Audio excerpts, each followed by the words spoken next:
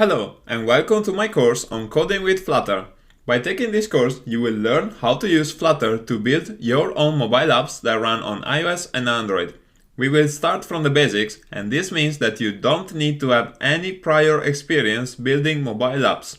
By using Flutter, you can have one single codebase written with the Dart language and have your apps run both on iOS and Android.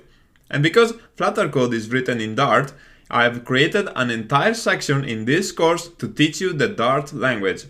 Together, we will build a real-world application, starting from the basics and then introduce more concepts and best practices so that you can learn how to build robust applications that scale. The goal of this is that by the end of this course, you will have a strong foundation and be a competent Flutter developer. By taking this course, you will also learn how to build modern reactive applications. Together, we will make an app that uses Firebase as a backend, and we will see how Flutter and Firebase really work well with each other.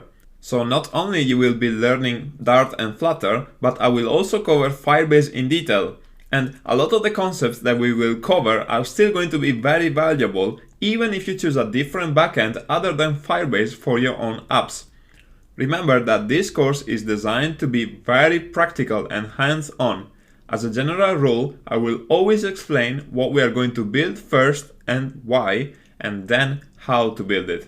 And we'll always take things step by step. To facilitate your learning, I'll be using a lot of diagrams to explain important concepts.